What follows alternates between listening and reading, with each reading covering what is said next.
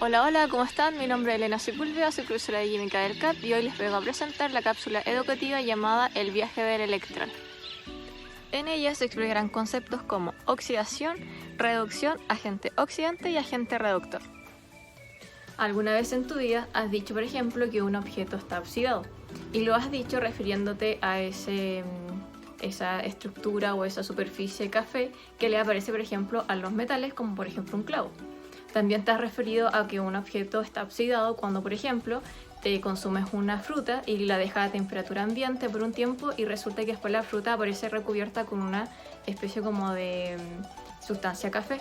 Lo mismo ocurre con la palta, cuando por alguna razón se te olvida que te tienes que comer la palta o la dejaste para el otro día y al otro día amanece recubierta con una superficie café. Lo que ocurre en esos procesos es una reacción de óxido-reducción o una reacción de tipo redox. Antiguamente la palabra oxidación se refería a cuando un elemento se juntaba con el oxígeno y formaba un óxido, como por ejemplo el óxido de hierro o el dióxido de carbono.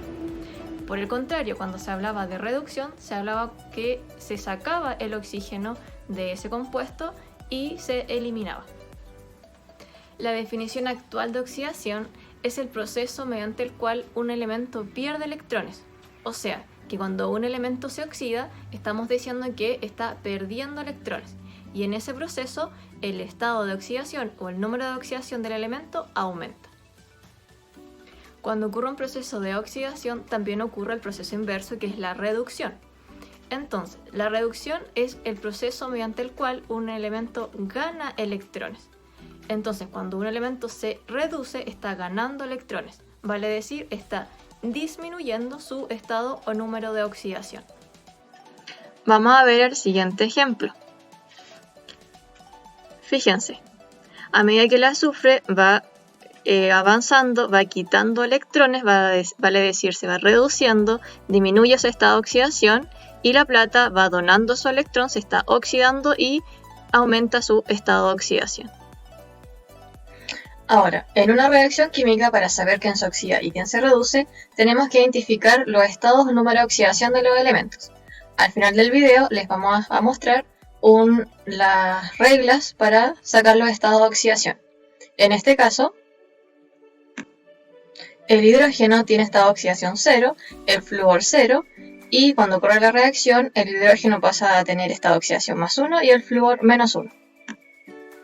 Entonces, como ya dijimos, como el hidrógeno pasa de 0 a más 1, se está oxidando, está aumentando su estado de número de oxidación. En cambio, el flúor pasa de 0 a menos 1, vale decir, disminuye su número de estado de oxidación.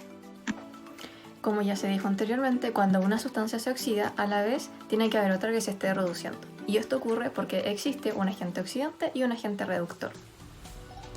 En el siguiente ejemplo tenemos al sodio más el cloro que forma cloruro de sodio. En este caso, el agente reductor es aquel agente que es capaz de hacer que el otro elemento se reduzca. Por lo tanto, en este caso, el sodio es el agente reductor y a la vez se está oxidando. En el ejemplo, tenemos que el agente oxidante es el cloro, ya que hace que el sodio se oxide. Por lo tanto, el cloro es el agente oxidante y a la vez se está reduciendo. Bueno, esto ha sido la cápsula educativa de esta semana. Al final del video les vamos a compartir como las reglas de sacar los estados o números de oxidación y además un ejercicio de óxido-reducción de balance de ecuaciones para que lo puedan ver y lo puedan analizar. Que tengan una buena semana.